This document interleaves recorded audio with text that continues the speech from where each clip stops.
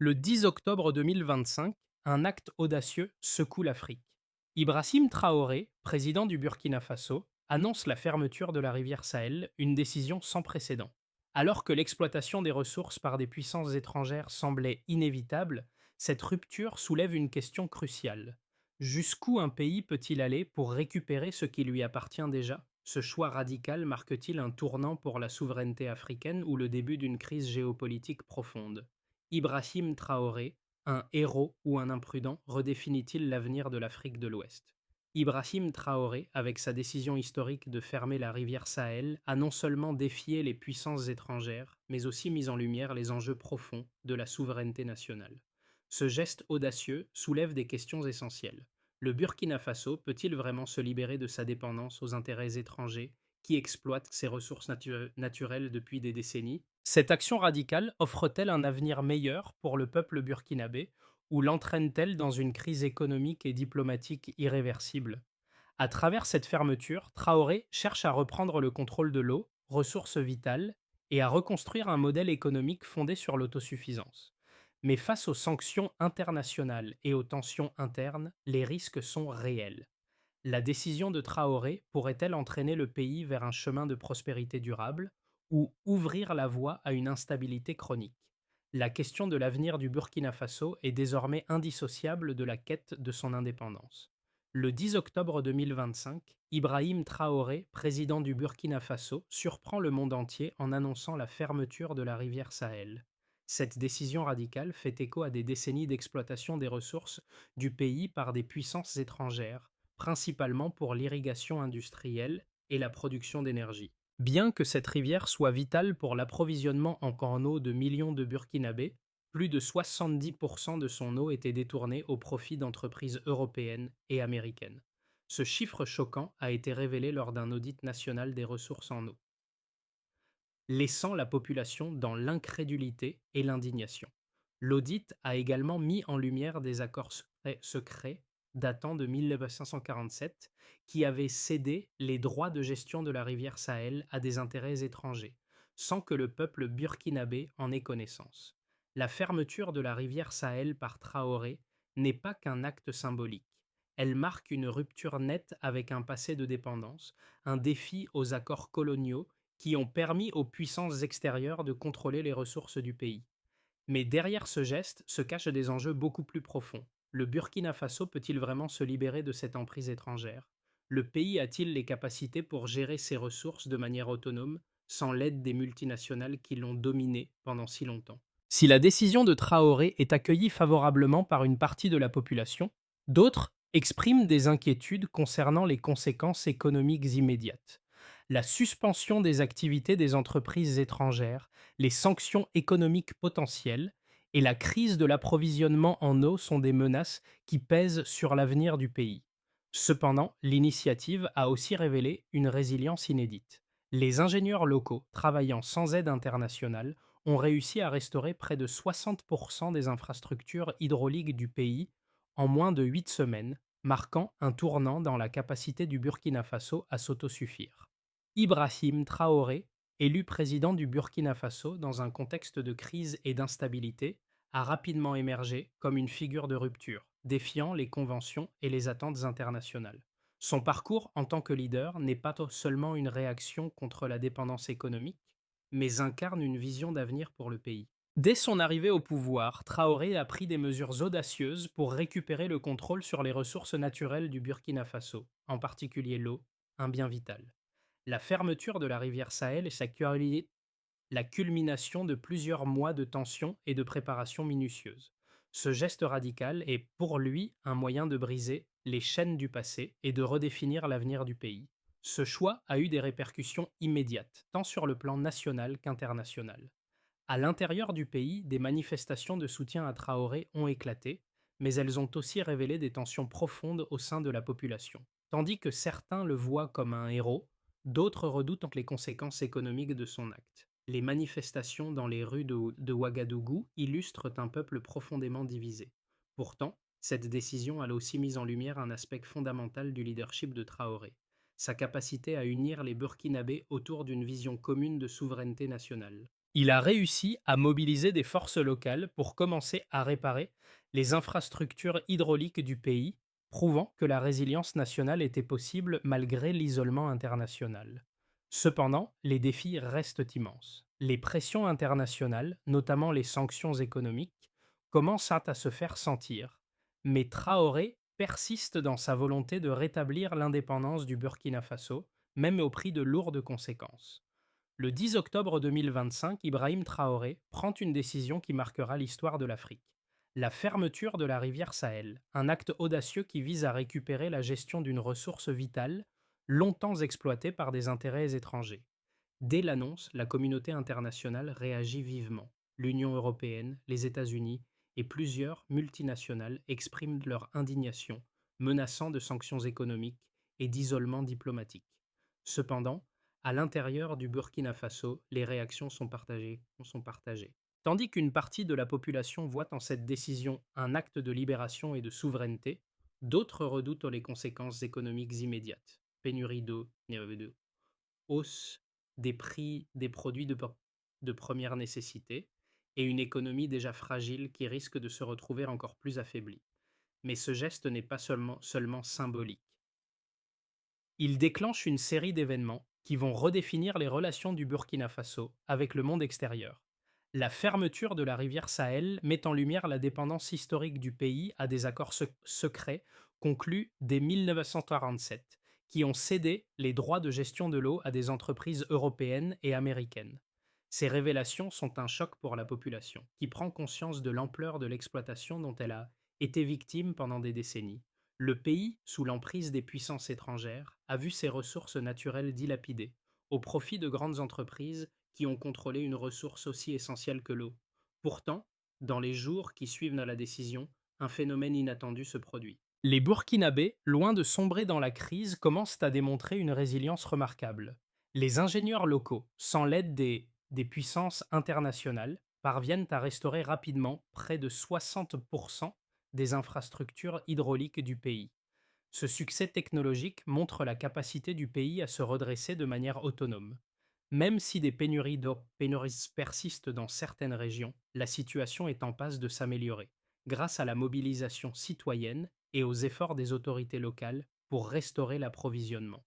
Le gouvernement, tout en faisant face à des sanctions économiques et diplomatiques, se concentre sur la réhabilitation des infrastructures.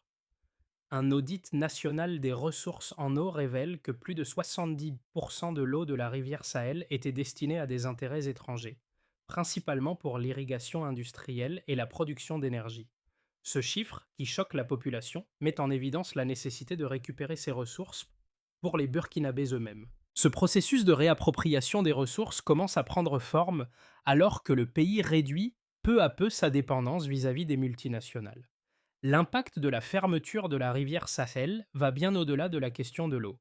Cette décision provoque un bouleversement économique majeur. Les échanges commerciaux sont interrompus, des pénuries alimentaires commencent à se faire sentir, et la monnaie locale, le franc CFA, perd de la valeur. Cependant, ces difficultés économiques n'empêchent pas les Burkinabés de maintenir leur soutien au président Traoré. En effet, ce geste est perçu comme un acte de résistance face à l'exploitation étrangère, symbole d'unité nationale dans un pays qui a longtemps souffert sous le poids des intérêts externes. Malgré l'inquiétude des observateurs internationaux, qui prévoient une crise totale, la situation au Burkina Faso commence à se stabiliser. La solidarité nationale, couplée à la détermination du gouvernement, permet au pays de résister aux premières vagues de sanctions. La fermeture de la rivière Sahel, loin de provoquer un effondrement, devient le catalyseur d'un changement profond dans le pays. Les premiers résultats après la fermeture de la rivière Sahel offrent des révélations qui modifient profondément la perception de la situation.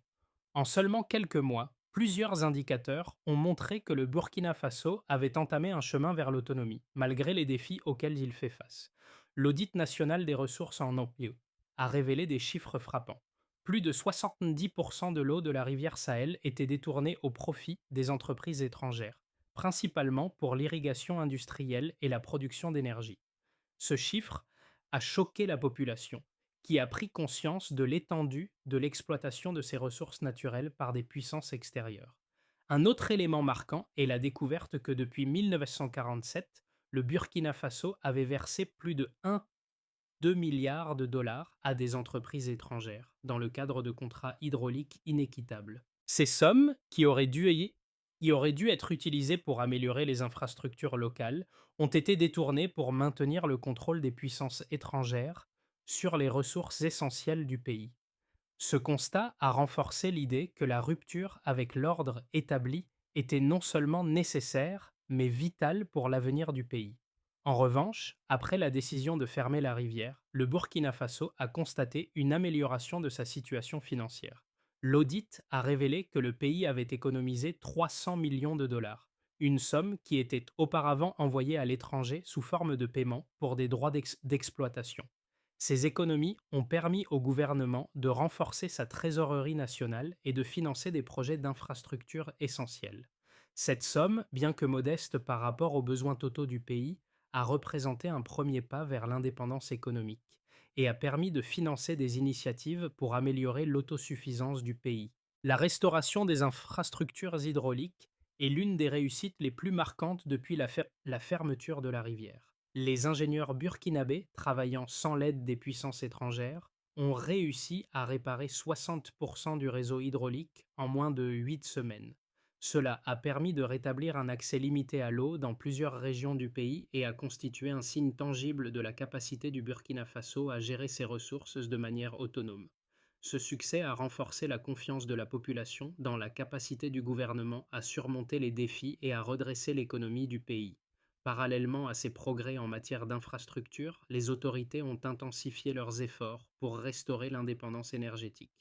Le rapport d'audit a révélé que 80% des données climatiques et des relevés hydriques étaient détenus par une entreprise privée située à Genève, ce qui limitait les capacités du Burkina Faso à gérer ses propres ressources. Cependant, après la fermeture de la rivière Sahel, le pays a commencé à investir dans des solutions locales, notamment dans le secteur de l'énergie solaire, pour réduire sa dépendance à l'égard des technologies étrangères et créer des alternatives durables à long terme.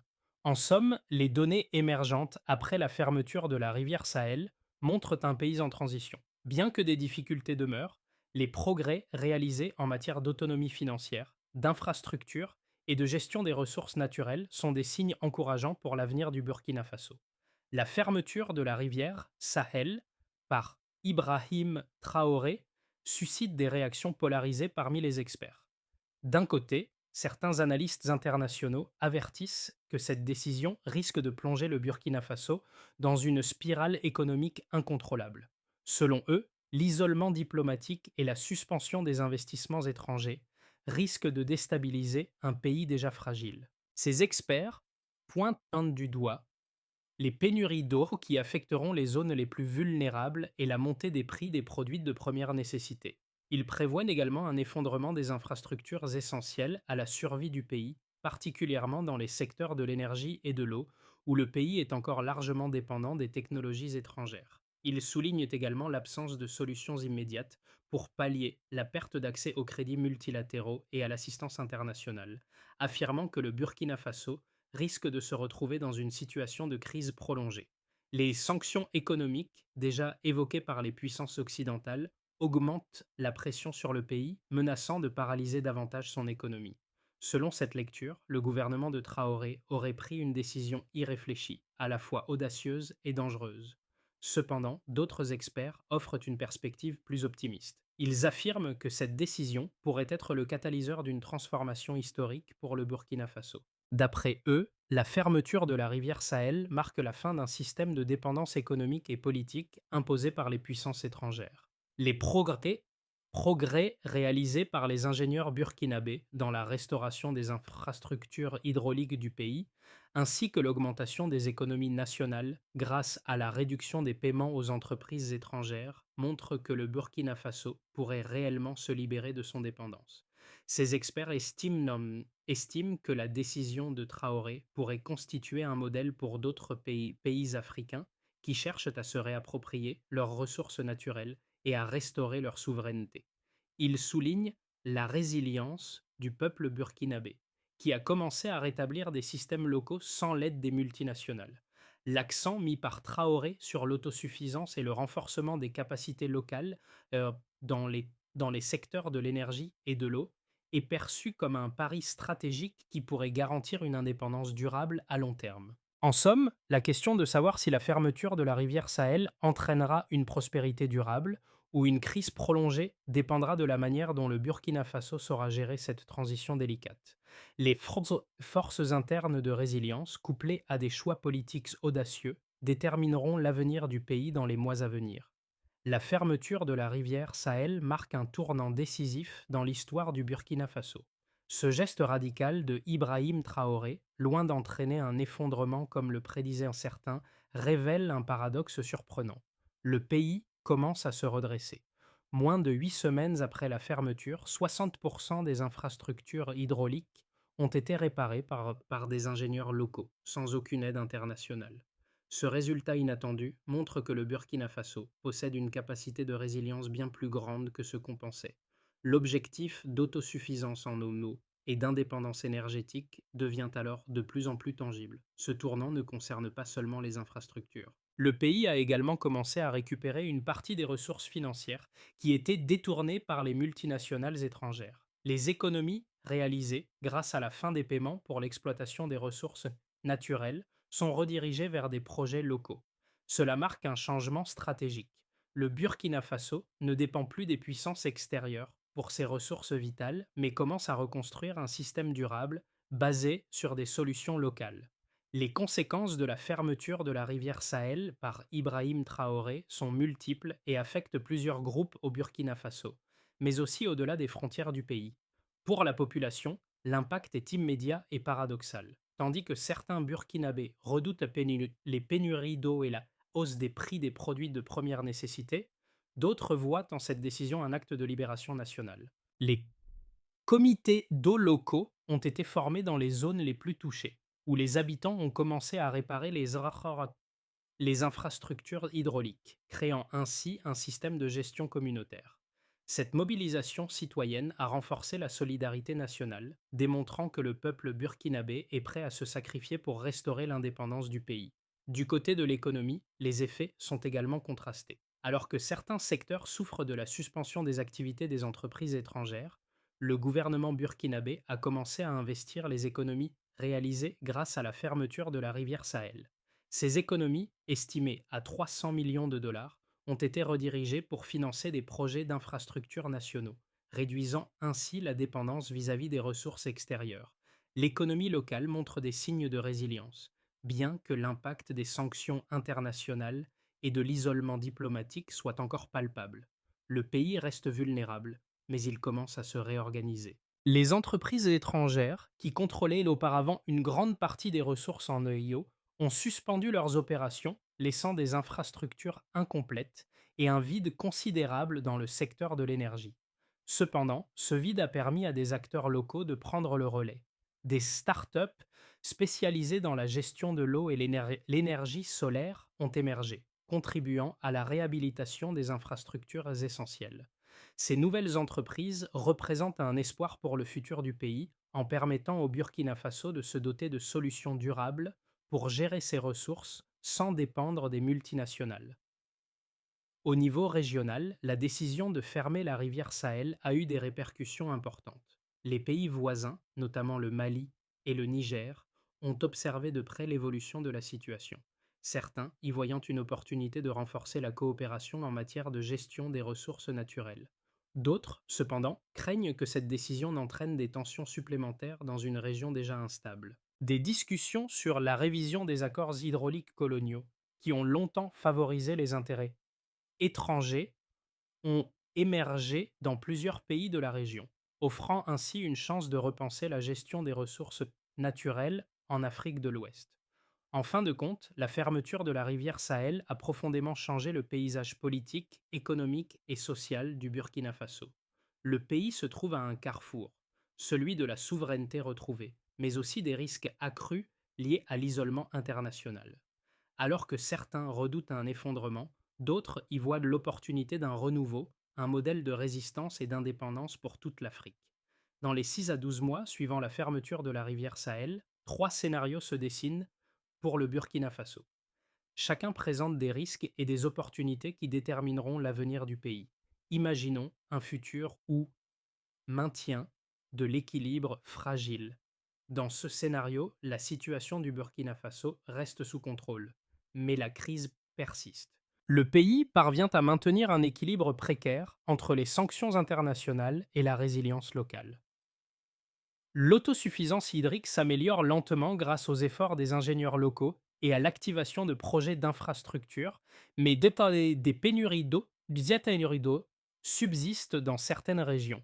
L'économie connaît une faible croissance, autour de 2 à 2,5% par an, grâce aux économies réalisées sur les paiements externes et aux investissements dans les secteurs locaux. Cependant, la dépendance aux importations reste élevée et la reconstruction des infrastructures reste un défi de taille. Le Burkina Faso doit naviguer prudemment entre ses aspirations à l'autosuffisance et la nécessité de maintenir des relations diplomatiques pour assurer son avenir économique. Dans ce scénario, le gouvernement sera confronté à la pression croissante de la communauté internationale pour revenir sur sa décision, tout en devant gérer une population divisée entre espoir et scepticisme. Un autre avenir possible serait transformation et prospérité. Le scénario optimiste envisage une transformation radicale et rapide du pays. Grâce à des investissements accrus dans les technologies locales et les énergies renouvelables, le Burkina Faso réussit à se libérer de sa dépendance extérieure. Le pays commence à se diversifier, en particulier dans les secteurs de l'énergie solaire et de l'agriculture durable, réduisant ainsi sa vulnérabilité aux fluctuations mondiales. Des partenariats régionaux avec le Mali et le Niger se renforcent, facilitant la gestion commune des ressources naturelles. Le Burkina Faso devient un modèle de souveraineté et de résilience pour l'Afrique de l'Ouest. La croissance économique atteint un taux de 4 à 5% par an, soutenu par une meilleure gestion des ressources internes. Dans ce scénario, le pays fait preuve d'un leadership régional et devient un exemple pour les autres nations africaines cherchant à rompre avec leur passé de dépendance. Dans un cas plus difficile, effondrement économique et social. Le scénario pessimiste imagine une intensification de la crise géopolitique et économique. Les sanctions internationales deviennent de plus en plus sévères, isolant le Burkina Faso du reste du monde. L'économie se contracte, la récession s'intensifie et le pays fait face à des pénuries alimentaires sévères. Les infrastructures réparées ne suffisent pas à faire face aux besoins croissants de la population et la société burkinabé commence à se diviser davantage. La dépendance aux importations de biens essentiels reste trop forte et le pays perd l'accès aux financements internationaux. La croissance économique tombe sous les 1% et des tensions internes éclatent en menaçant de déstabiliser davantage la situation. Le gouvernement sera contraint de rechercher une réconciliation avec la communauté internationale pour éviter un effondrement total, mais les coûts sociaux et politiques de cette réconciliation pourraient être trop élevés. L'avenir du Burkina Faso repose désormais sur des choix difficiles qui affectent non seulement le pays, mais aussi ses voisins et toute la région de l'Afrique de l'Ouest. Pour le peuple burkinabé, la fermeture de la rivière Sahel représente bien plus qu'une simple décision politique. C'est un acte symbolique de résistance et de quête de souveraineté. Pourtant, à l'échelle individuelle, cette transition impose des sacrifices. Des millions de Burkinabés, bien que déterminés à retrouver leur indépendance, devront s'adapter à des conditions de vie plus difficiles avant que la situation ne s'améliore. Les pénuries d'eau et la hausse des prix et les tensions économiques marquent un tournant dans leur quotidien. Mais malgré les difficultés, la solidarité nationale s'intensifie avec des citoyens prêts à se soutenir mutuellement pour faire face aux défis. Pour les autres nations de l'Afrique de l'Ouest, l'expérience du Burkina Faso est un appel à repenser la gestion de leurs propres ressources naturelles. D'Alexis. Des pays comme le Mali et le Niger observaient déjà la situation avec attention, cherchant à évaluer si ce modèle pourrait être applicable à leur propre contexte. Le Burkina Faso montre qu'il est possible de reprendre le contrôle de ses ressources, même face à des pressions extérieures, et cela pourrait inspirer d'autres nations à suivre un chemin similaire. Cependant, ces nations devront aussi se poser une question cruciale. Jusqu'où sont-elles prêtes à aller pour réaliser une véritable indépendance, tout en gérant les risques d'isolement et de répercussions économiques? Dans tous les cas, le Burkina Faso représente désormais un test de résilience et de souveraineté, un modèle qui pourrait bien inspirer une nouvelle vision de l'avenir pour l'Afrique. Pour que le Burkina Faso parvienne à surmonter les défis posés par la fermeture de la rivière Sahel et à garantir un avenir autonome et prospère, plusieurs étapes doivent être suivies. 1. Consolidation de l'autonomie hydrique. La première étape consiste à renforcer les infrastructures hydrauliques du pays. En formant un nombre suffisant d'ingénieurs locaux et en investissant dans la réhabilitation des infrastructures existantes, le Burkina Faso pourra progressivement réduire sa dépendance aux technologies et aux experts étrangers. Un plan national de gestion de l'eau, sur l'eau, axé sur la collecte des eaux de pluie et l'irrigation durable, devrait être mis en œuvre pour garantir une distribution équitable et efficace de l'eau à travers le pays. 2. Transition énergétique. Le pays doit investir dans des sources d'énergie renouvelables pour réduire sa dépendance à l'énergie importée. Le secteur de l'énergie solaire offre des perspectives de croissance considérables. Le Burkina Faso pourrait également encourager les entreprises locales à développer des solutions adaptées à ces besoins spécifiques, en particulier pour les zones rurales qui sont souvent les plus vulnérables. 3. Renforcement des partenariats régionaux. La coopération avec les pays voisins, comme le Mali et le Niger, sera essentielle pour une gestion intégrée des ressources en eau et en énergie. En formant un conseil régional des ressources naturelles, ces pays pourront travailler ensemble pour partager des technologies, échanger des bonnes pratiques et éviter de nouvelles tensions sur les ressources communes. 4. Gouvernance participative et transparente. Une transparence accrue dans la gestion des projets nationaux, accompagnée d'une participation active de la société civile, est cruciale pour renforcer la confiance des citoyens. Le gouvernement doit mettre en place des plateformes de suivi public pour assurer l'efficience et la durabilité des réformes mises en place. Ces étapes permettront au Burkina Faso de se redresser tout en assurant un modèle durable et indépendant pour l'avenir. La fermeture de la rivière Sahel est bien plus qu'un simple événement géopolitique. Elle marque un tournant dans l'histoire du Burkina Faso, un acte de courage et de résilience qui redéfinit la trajectoire du pays.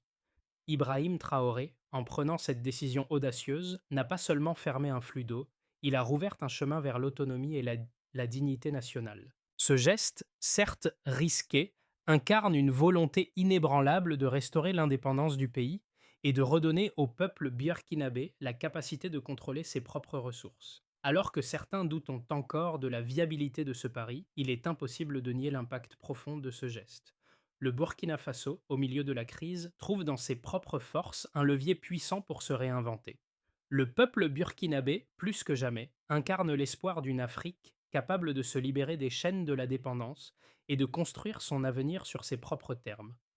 La question n'est plus de savoir si le Burkina Faso réussira, mais jusqu'où ce modèle de souveraineté et de résilience pourra-t-il inspirer d'autres nations africaines. Le chemin est encore semé d'embûches, mais l'espoir est plus fort que jamais. Le Burkina Faso se trouve à un carrefour historique. La décision de fermer la rivière Sahel est un symbole fort de souveraineté et de résilience, mais elle soulève également de nombreuses questions sur l'avenir du pays et de la région. À un moment où l'incertitude règne, il est essentiel de se demander: comment chaque citoyen peut-il participer à ce changement? Que vous soyez burkinabé ou observateur extérieur, chacun de nous a un rôle à jouer dans ce processus de transformation. Les défis restent nombreux, mais l'initiative du Burkina Faso pourrait bien être un modèle pour d'autres nations africaines en quête d'indépendance. Comment pouvons-nous soutenir ces efforts? Par l'engagement, l'innovation et la solidarité régionale, il est possible de créer un avenir plus autonome et équitable pour l'Afrique. Le Burkina Faso ne doit pas être un cas isolé, mais un point de départ pour une Afrique qui choisit de prendre son destin en main. À vous de décider comment, à votre échelle, vous pouvez contribuer à cet appel à la souveraineté. Quels sont les changements que vous souhaitez voir se réaliser?